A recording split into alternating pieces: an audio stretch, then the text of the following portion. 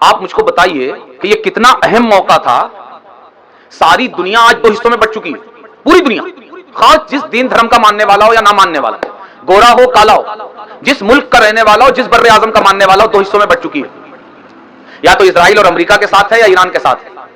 صرف سنی عوام کو ان دین فروش ملاؤں نے بھیڑ اور بکری بنا کر رکھ دیا. کدھر جانا ہے ان کو پتہ ہی نہیں، پریشان ہے. ہاں، ان کو بس فتوا لا کر تھوپ دیا ہے، ڈرا دیا ہے، فتوے کی بندوق لے کر کھڑے. اگر ایران کا نام لیا شیعہ ہو جاؤ گے، ایرانی اور رافضی ہو جاؤ گے. اسی لیے میں کہتا ہوں نا، یہ سب گمت کے قائد ہیں، مٹی کے مادھو، مٹی کے مادھو. ہاں، یہ قائد ہیں قوم کے لٹیروں کے قائد، دین فروشوں کے قائد. یہ قوم کے قائد نہیں ہے، یہ دینی قائد نہیں ہے. اگر یہ ہوتے تو جس موقع پر ساری دنیا کو یہ پتا ہے کہ ہمیں کہاں کھڑا ہونا ہے، ہر ایک قوم جان رہی ہے، ہر ایک ملک کا رہنے والا، ہر ایک بر اعظم میں بسنے والا یہ جانتا ہے کہ اسے کدھر کھڑا ہونا ہے. صرف سنی عوام کو پتا نہیں ہے کہ کہاں کھڑا ہونا ہے، اور فتووں کے تازیانے الگ برسائے جا رہے ہیں. یعنی جس کے اندر یہ شعور نہ ہو کہ کسی کا ساتھ دینے کا یہ معنی نہیں ہے کہ کسی کے ساتھ کھڑا ہو گیا تو ہر طرح سے ساتھ ہو گیا. کیا ہم ہندوستان کے ساتھ نہیں ہیں؟ مگر کیا ہم مشرک ہو گئے؟ وطن کی حیثیت سے ساتھ ہیں، شرک کی حیثیت سے ساتھ نہیں ہے. جب بھی ملک پر آفت آئے گی، ہم اپنے ملک کا دفاع کرنے کے لیے کھڑے ہوں گے، چاہے اس کے مقابلے میں مسلمان آئے یا کافر آئے. ہم اپنے ملک کا دفاع کریں گے، اپنے وطن کا دفاع کریں گے، اپنے ہندوستان کا دفاع کریں گے. جن ملاؤں کے اندر اتنا شعور نہ ہو، وہ قوم کی قیادت کریں گے؟ یعنی جس موقع پر کوئی بھی اپنے گڑی کے ساتھ کھڑے ہونے سے خالی نہیں ہے، وہاں صرف سنی عوام ہے. کیوں؟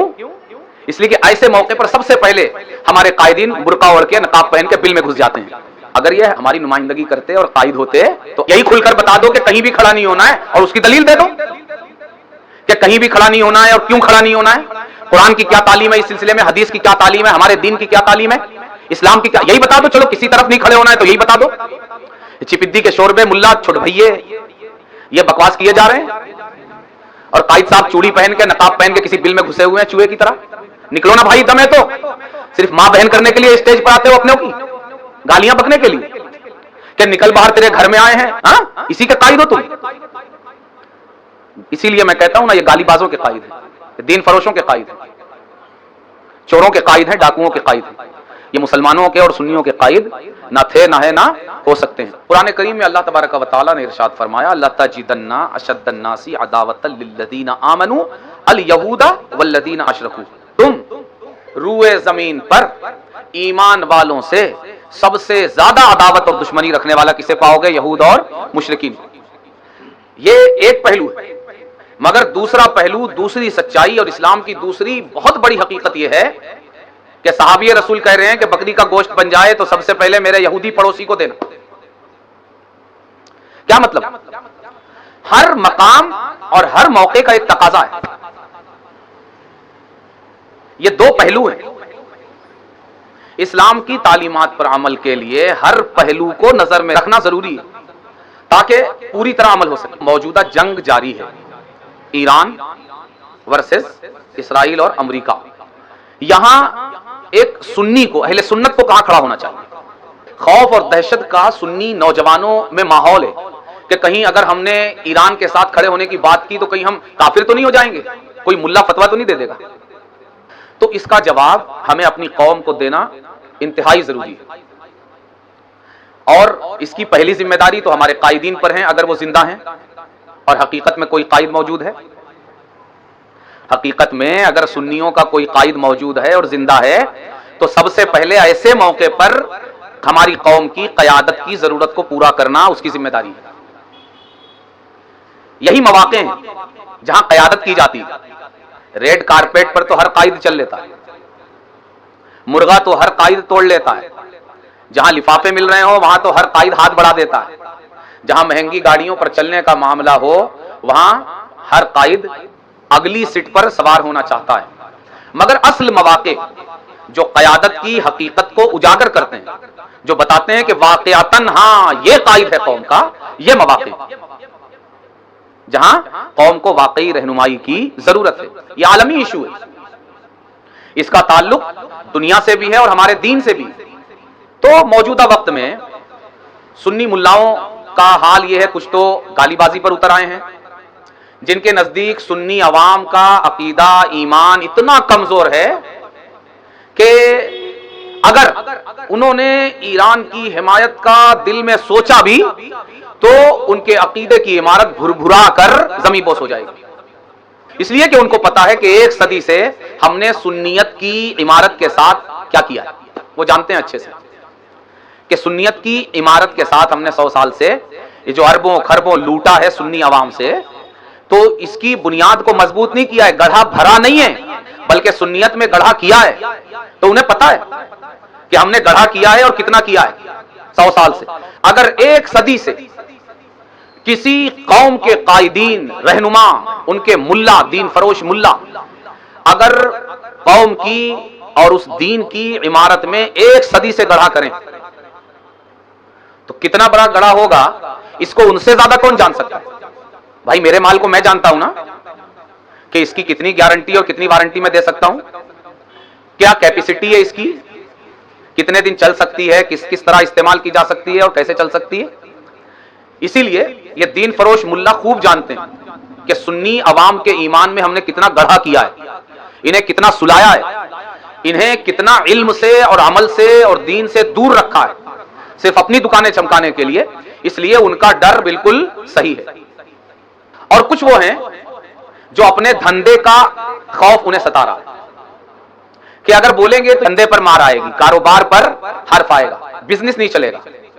ان کو شیعہ بنا بنا کر اتنا پیٹیں گے اس لیے کہ انہوں نے بھی وہی کام کیا ہے، قوم کو اتنا شعور دیا ہی نہیں کہ شیعہ کب ہوتا ہے سنی کب ہوتا ہے، یہ بتایا ہی نہیں۔ تو اب یہ گالی باز ملا اگر یہ قوم کو ابھی اس جنگ کی سچائی بتائیں گے کہ قوم کو کدھر کھڑا ہونا ہے، تو شیعہ بول بول کر ان کے دھندے پر اور ان کی دکان پر کیا کریں گے، سل لگا دیں گے اور دکان بند ہو جائے گی۔ تو نہ یہ بولنا چاہتے ہیں نہ یہ بولنا چاہتے ہیں، دونوں ڈر میں مبتلا ہیں، ان کو الگ ڈر ہے اور ان کو الگ ڈر ہے۔ قوم کہاں کھڑی ہو اس مقام پر، اور یہاں ہمیں کوئی نئی بات کرنے کی ضرورت نہیں ہے، اپنی رائے پیش کرنے کی ضرورت نہیں ہے۔ نہیں، اللہ کیا فرماتا ہے یہاں بس یہ بتا دیا جائے، قرآن کیا کہتا ہے، احادیث مبارکہ کیا کہتی ہیں، بس اتنا جان لیا جائے تو ایک مسلمان کے لیے کافی ہے کہ اسے کہاں کھڑا ہونا چاہیے۔ تو ہم اپنی کوئی بات نہیں کرنا چاہتے، ہم اللہ اور رسول کے ارشادات کی روشنی میں قوم کے سامنے یہ بات رکھنا چاہتے ہیں کہ انہیں اس جنگ میں کہاں کھڑا ہونا چاہیے۔ تو یہ کوئی نئی بات نہیں ہے کہ آج مسلمان اس طرح کے دو راہے پر کھڑا ہوا ہے، نہیں، اس طرح کے واقعات خود حضور آقا کریم صلی اللہ علیہ وآلہ وسلم کی ظاہری زندگی میں پیش آ چکے ہیں، اور سرکار اپنے عمل سے بتا چکے ہیں کہ جب ایسا وقت آئے تو تمہیں کیا کرنا ہے۔ اللہ تبارک و تعالیٰ قرآن کریم میں ارشاد فرماتا ہے سورۃ الروم میں، الف لام میم غلبت الروم فی ادنى الارض وهم من بعد غلبهم سيغلبون فی بضع سنین للہ الامر من قبل ومن بعد۔ کیا فرمایا؟ الف لام میم کا تو کوئی ترجمہ نہیں ہے۔ روم مغلوب ہو گئے، روم مغلوب ہو گئے، شکست کھا گئے۔ الف لام میم غلبت الروم فی ادنى الارض، تمہاری زمین کے قریب ہی، تمہارے علاقے کے قریب ہی روم مغلوب ہو گئے۔ مغلوب غالب اور مغلوب، جو اوپر ہو وہ غالب اور جو نیچے ہو وہ مغلوب۔ روم مغلوب ہو گئے تمہاری زمین کے قریب، اور وہ ان قریب مغلوب ہونے کے بعد چند سالوں میں غالب آئیں گے۔ یہ آیت کریمہ اور یہ اس کا ترجمہ۔ شان نزول کیا ہے؟ یہ آیت کیوں نازل ہوئی، کب نازل ہوئی، کس موقع پر نازل ہوئی؟ ہوا یہ کہ اس زمانے میں جو دو بڑی طاقتیں تھیں دنیا میں، ایک روم اور ایک فارس، یہ کون لوگ تھے؟ یہ نصرانی تھے۔ رومی کون تھے؟ نصرانی، اور ان کا صدر مقام تھا ترکی، قسطنطنیہ۔ اور ان کے مد مقابل جو دوسری بڑی طاقت تھی وہ تھی فارس۔ فارس یہ کون تھے؟ یہ آگ کو پوجنے والے تھے، مجوسی، اور ان کا صدر مقام تھا ایران۔ ان کا صدر مقام کیا تھا؟ ایران۔ روم اور فارس یہ دونوں آمنے سامنے ہوئے، ٹکراؤ ہوا، اور اس میں رومی ہار گئے، مغلوب ہو گئے، اور جیت کس کو ملی؟ فارس کو، جو آگ کی پوجا کرنے والے تھے۔ تو مکے میں ایک خوشی کا ماحول بن گیا قریش مکہ میں، حالانکہ نہ وہ ہارے نہ وہ جیتے، مگر خوشی منا رہے ہیں. کیوں؟ کون جیتے؟ ہمارے والے جیت گئے. اس لیے کہ فارس والے جیتے، اور فارسی کون تھے؟ مجوسی، آگ کو پوجنے والے، یعنی مشرک تھے. اور یہ قریش مکہ بھی کیا تھے؟ قریش کیا تھے؟ یہ بھی مشرک تھے. تو فارس کا مشرک جیتا تو یہ خوشی منانے لگے، اور صحابہ غمگین ہو گئے، حالانکہ نہ صحابہ جیتے نہ صحابہ ہارے، صحابہ کی جنگ ہی نہیں تھی. مگر کیوں غمگین ہو گئے؟ کہا رومی ہار گئے. کیوں؟ کہا ہمارا دین بھی آسمانی ہے اور ان کا دین بھی آسمانی، جبکہ وہ نصرانی ہے. اور نصرانی کیا ہیں بھائی؟ نصرانی کافر بھی ہیں، مشرک بھی ہیں. یہ ہے ان کا ایک الگ سے کہ وہ آسمانی دین اور آسمانی کتاب کے ماننے والے ہیں، اور قرآن نے ایک خاص ٹرم دیا ہے ان کو، اہل الکتاب. ٹھیک ہے. لیکن دیکھیے مشرکوں کے جیتنے سے خوشی منانے لگے، اور مومنین اہل ایمان صحابہ یہ رومی نصرانیوں کے اہل کتاب کے آسمانی مذہب کے ماننے والوں کے ہارنے سے غمگین ہو گئے، اور مشرکین جو ہے چڑھانے لگے صحابہ کو. اور خاص کر جب کسی نے سرکار سیدنا ابو بکر صدیق رضی اللہ تعالیٰ عنہ کو چڑھایا تو آپ بارگاہ رسالت میں حاضر ہو گئے. حضور ماحول ایسا بنا ہوا ہے، وہ جیت گئے اور وہ ہار گئے تو یہ خوش ہو گئے اور یہ غمگین ہو گئے. حضور آقا کریم صلی اللہ علیہ وآلہ وسلم نے ارشاد فرمایا ابو بکر یہ جو ہارے ہیں ان کی ہار پر غمگین ہونے کی ضرورت نہیں، یہ عنقریب چند سالوں میں جیت جائیں گے. تو سرکار سیدنا ابو بکر صدیق کا ایمان وہ معراج والا یاد ہے نا، ہر صحابی رسول کے ایمان کی کیفیت تھی. سرکار سیدنا ابو بکر صدیق نے جب یہ سنا تو فوراً ان کو ان کی موت کی خبر سنانے پہنچ گئے کہ تم جو خوش ہو رہے ہو تمہاری خوشیاں بہت زیادہ دنوں کی نہیں ہیں، اور ہمارا غم بھی زیادہ دنوں کا نہیں ہے. چند سالوں میں، فی بضع سنین، بضع مانے چند، فرمایا چند سالوں میں تمہارا گڑی ہار جائے گا اور ہمارا گڑی جیت جائے گا. تو کہا ایک میعاد مقرر کر لو، ایک ٹائم پیریڈ کہ کتنے سال میں یہ جیت ہار ہوگی. تو 5 سال طے ہوا. کتنا؟ 5 سال. یہ طے ہو گیا، اور ہوا یہ کہ 5 سال گزر گیا اور رومی جیتے نہیں، رومی جیتے نہیں. مشرکین کو پھر موقع مل گیا. سرکار سیدنا ابو بکر صدیق پھر بارگاہ رسالت میں حاضر ہوئے. عرض کیا حضور آپ نے ایسا فرمایا تھا اور میں نے جا کر اعلان کر دیا، اور پھر میرے اور ان کے درمیان ایسے ایسے معاملات ہوئے. تو کہا تم نے کتنے سال کی بات کی تھی؟ تو سرکار سیدنا ابو بکر صدیق رضی اللہ تعالیٰ نے عرض کیا حضور میں نے 5 سال کی بات کی تھی. کہا یہ بتاؤ کہ عربوں میں جب بدع بولا جاتا ہے، با ضاد عین، بدع بولا جاتا ہے تو کتنے سال مراد ہوتے ہیں؟ تو کہا 10 سے کم. تو کہا جا کے ان کو یہ بتا دو کہ بدع کہا گیا ہے، 10 سال سے کم میں یہ بات پوری ہو جائے گی. اور پھر وہ وقت آیا کہ حضور آقا کریم صلی اللہ علیہ وآلہ وسلم کی پیشن گوئی پوری ہوئی، اور فارسی مشرکین ہار گئے، مغلوب ہو گئے، اور رومی اہل کتاب یہ جیت گئے. اور پھر ان کی جیت پر مسلمان خوش ہوئے اور مشرکین غمگین. نمبر 1. نمبر 2 دوسری آیت. ابھی مزید میں اس پر گفتگو کرتا ہوں. دوسری آیت، بہت ساری آیتیں ہیں لیکن ہم چند ایک آیتیں ہی آپ کے سامنے رکھ کر اس پر گفتگو کرنا چاہ رہے ہیں. دوسری آیت ہے یا ایھا الذین آمنوا کونوا قوامین للہ شہداء بالقسط ولا یجرمنکم شنآن قوم علی الا تعدلوا اعدلوا هو اقرب للتقوی. اللہ تبارک و تعالی قرآن کریم میں ارشاد فرما رہا ہے اے ایمان والوں، اللہ کے لیے عدل کے ساتھ مضبوطی سے کھڑے ہو جاؤ، عدل کے ساتھ مضبوطی سے کھڑے ہو جاؤ. ولا یجرمنکم شنآن قوم علی الا تعدلوا، اور کسی قوم سے دشمنی اور عداوت تمہیں نا انصافی پر آمادہ نہ کرے. یعنی کوئی اگر تمہارا دشمن ہے، کسی سے دشمنی ہو جائے تو اس کا یہ مطلب نہیں ہے کہ تم اب اس کے حق میں عدل کرنا چھوڑ دو. نہیں، لا یجرمنکم شنآن قوم علی الا تعدلوا، کسی قوم کی دشمنی اور عداوت تمہیں اس کے ساتھ نا انصافی پر آمادہ نہ کرے. اعدلوا، عدل کرو، ہوا اقرب للتقوی، یہ عدل کرنا، دشمن کے ساتھ بھی عدل کرنا، عداوت رکھنے والے کے ساتھ بھی عدل کرنا تقوی کے زیادہ قریب. اب اس کی شان نزول کیا ہے؟ یہ آیت کیوں نازل ہوئی، کب نازل ہوئی؟ اس کی شان نزول یہ ہے کہ حضور آقا کریم صلی اللہ علیہ وآلہ وسلم یہ خیبر تشریف لے گئے کسی معاملے میں صلح صفائی کروانے کے لیے. خیبر تشریف لے گئے. خیبر میں کون رہتا تھا؟ خیبر کس کی بستی تھی؟ یہودیوں کی کالونی تھی. خیبر یہودیوں کا قلعہ تھا. حضور آقا کریم صلی اللہ علیہ وآلہ وسلم خیبر تشریف لے گئے کسی مسئلے میں صلح صفائی کے لیے. تو اس موقع پر یہودیوں نے حضور آقا کریم صلی اللہ علیہ وآلہ وسلم کو معاذ اللہ قتل کرنے کی سازش کی کہ وہ ایک گھر کی چھت پر چڑھ گئے جس چھت کے باہر حضور آقا کریم صلی اللہ علیہ وآلہ وسلم تشریف فرما تھا، اور چاہا کہ ایک بڑا پتھر حضور آقا کریم صلی اللہ علیہ وآلہ وسلم پر لڑکا دیں اور خدا نخواستہ حضور آقا کریم صلی اللہ علیہ وآلہ وسلم کو قتل کر دیں. خیبر ہے، کیا ہے؟ خیبر ہے.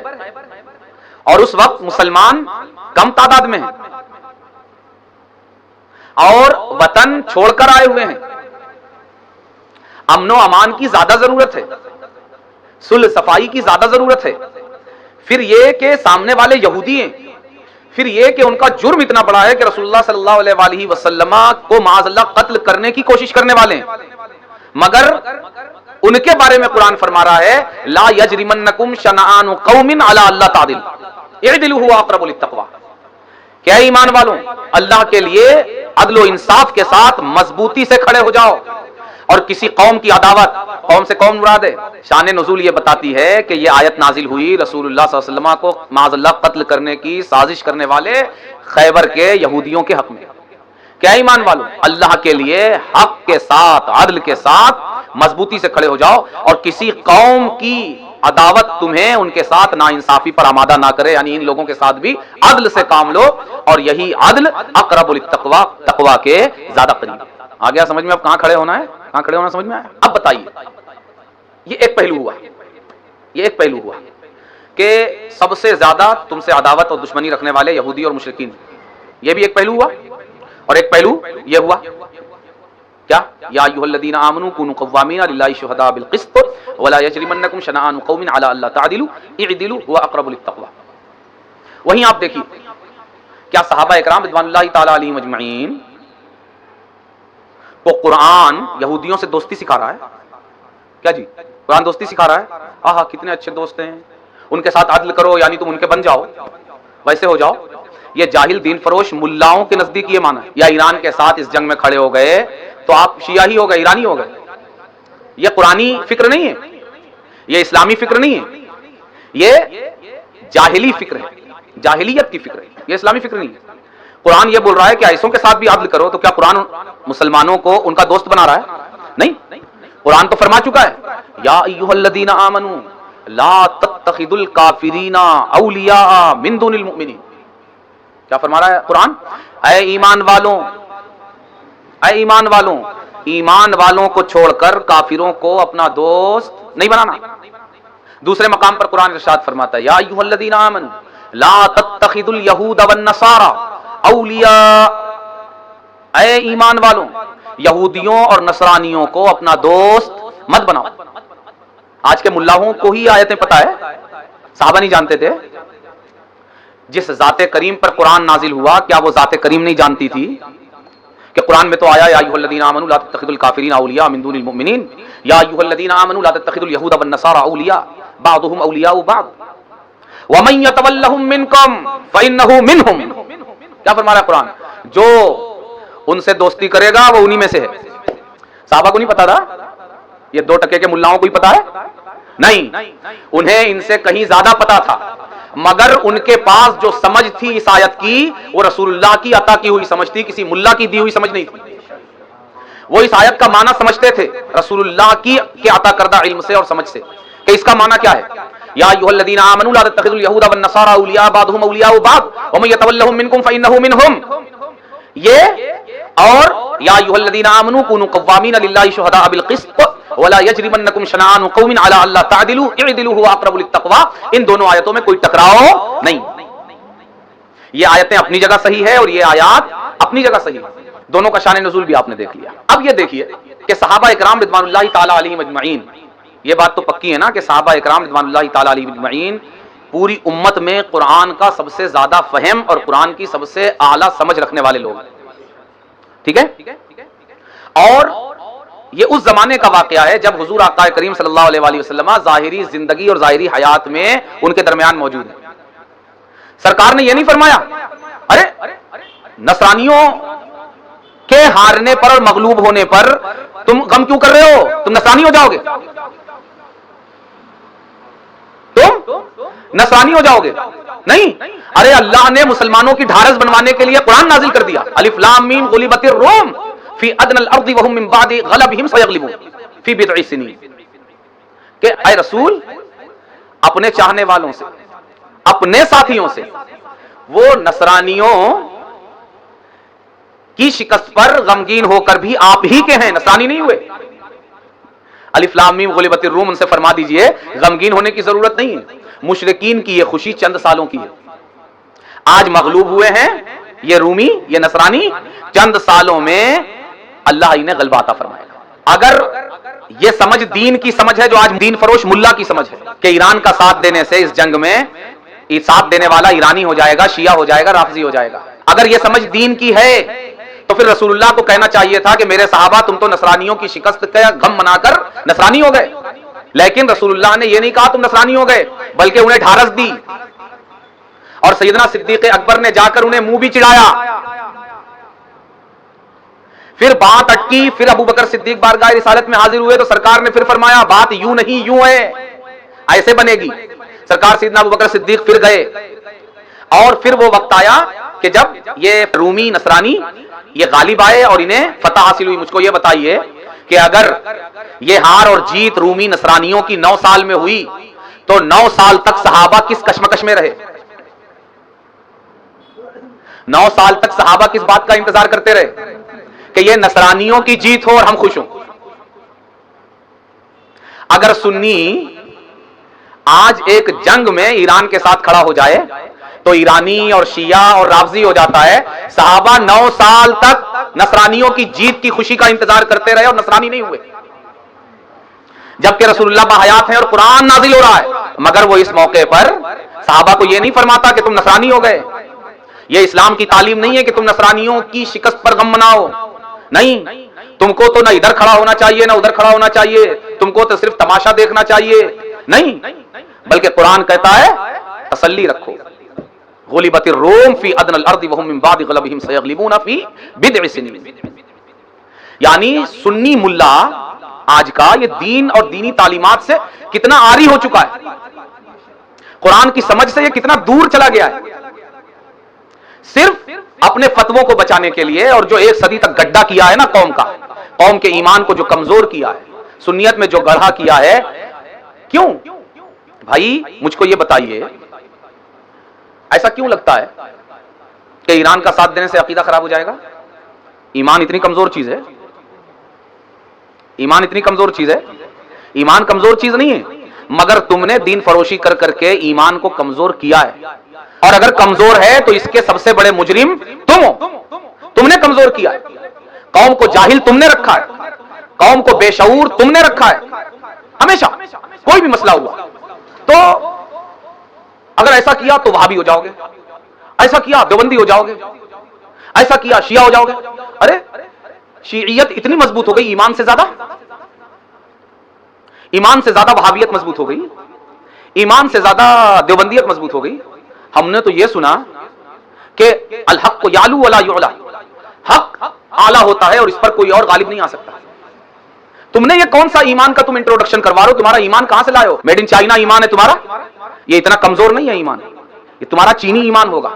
جو رسولی ایمان ہے، جو الہی ایمان ہے، جو حقیقی ایمان ہے، وہ کہتا ہے کہ یہ اتنی مضبوط چیز ہے کہ ساری دنیا بھی اگر مقابلے پر کھڑی ہو جائے تو یہ کمزور نہیں ہوتا. ان کا حال یہ ہے. بھائی لوگوں کے ساتھ کھڑے ہونے کے مختلف پہلو ہوتے ہیں، मुख्तलिफ पहलुओं के से लोग खड़े होते हैं।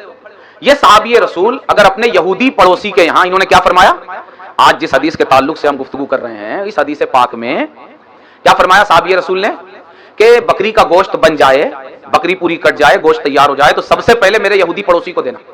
तो क्या ये सहाबी रसूल यहूदी हो गए? इन्होंने यहूदियों का अकीदा कबूल कर लिया, यहूदियों का दीन कबूल कर लिया? नहीं, एक अलग एंगल से यहां वो यहूदी के साथ खड़े। इसका यह मतलब नहीं है पड़ोसी के यहां गोश्त भिजवा दिया, अगर यहूदी पड़ोसी के यहां गोश्त भिजवा दिया तो यह मतलब नहीं है कि वो यहूदी हो गए। या सहाबा इकराम रिज़वानुल्लाहि ताला अलैहिम अजमईन रूमी नसरानियों की शिकस्त पर अगर गमगीन हो गए तो इसका यह मतलब नहीं है कि वो सहाबा नसरानी हो गए। और कुरान ने इन सहाबा की ढारस बनाते हुए फरमा दिया अलिफ लाम मीम गुलिबतिर रूम, तो कुरान जो है वो इंजील बन गया। नहीं, एंगल होता है, हर बिहेवियर का एक मकाम होता है, एक मौका होता है, एक महल होता है।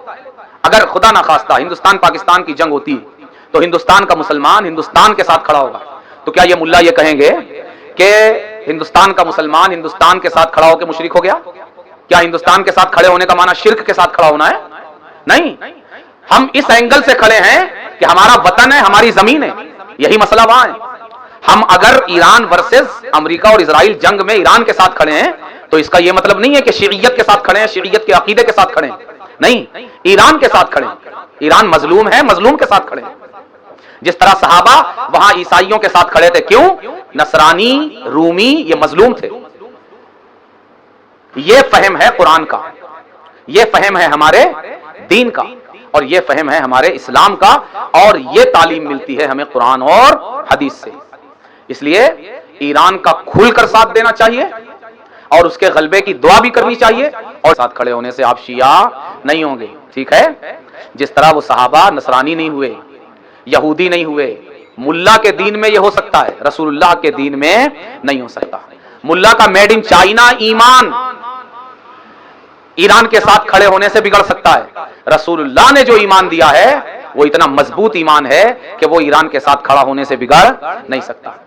इसीलिए मैं कहता हूं ना कि अगर तुमने दीन को बेचा नहीं होता ना तो आज मुस्लिम कौम खासकर सुन्नी बाशऊर होता, सुन्नी बाशऊर होता। तुम बाशऊर नहीं हो, मुल्ला ये दीन फरोश मुल्लाओं को शऊर नहीं है, अवाम कहां से बाशऊर होगी? तुमने शऊर और इल्म देने की कोशिश ही नहीं की। बैनर लगाया अपने ऊपर देने वाले का कि हम इल्म देने वाले हैं, शऊर देने वाले हैं, लेकिन सारी जिंदगी भिकमंगा काम किया, भीख मांगते रहे कौम से, कौम को देने के बजाय लेते रहे, जेब खाली करते रहे। किस कीमत पर? दीन की कीमत पर। अगर ये दीन नहीं बेचते स्टेजों से तो आज सुन्नी अवाम का ये हाल नहीं होता। सारे मुस्लिम फिरकों के दरमियान भी आज सुन्नी जहालत और लाशऊरियत के इस मकाम पर खड़ा नहीं होता जहां आज खड़ा हुआ है। इसके सबसे बड़े मुजरिम ये दीन फरोश मुल्ला है, जिन्होंने दीन फरोशी करके कौम को बेचा और दीन को बेचा। कौम की लाशऊरियत और सुन्नी अवाम की जहालत, और जिस लाशऊरियत के मकाम पर सुन्नी अवाम खड़ी हुई है, इसके सबसे बड़े मुजरिम ये दीन फरोश मुल्ला है। और सुन्नी अवाम ये हमेशा से ऐसी नहीं है, सुन्नी अवाम हमेशा से ऐसी नहीं है। ये एक सदी की कहानी है, ये एक सदी की कहानी है जब से इन मुल्लाओं ने सब चीजों को पीठ के पीछे डालकर दीन फरोशी शुरू की और खुदा परस्ती छोड़कर शख्सियत परस्ती शुरू की, कुरान परस्ती के बजाय फतवा परस्ती शुरू की। तब से सुन्नियत का यह हाल है। इसलिए दोस्तों, होश के नाखुन लो और अल्लाह की बारगाह में सच्चाई के साथ गिड़गिड़ाकर ईरान के गलबे की दुआ करो, और अल्लाह दर्द दिल दे, सच्चाई दे और दीन की सच्ची तालीम की समझ पैदा हो जाए तो ईरान के गलबे के साथ साथ ईरान की हिदायत की भी दुआ करो कि अल्लाह ईरान को गलबा भी दे और ईरान को हिदायत भी दे।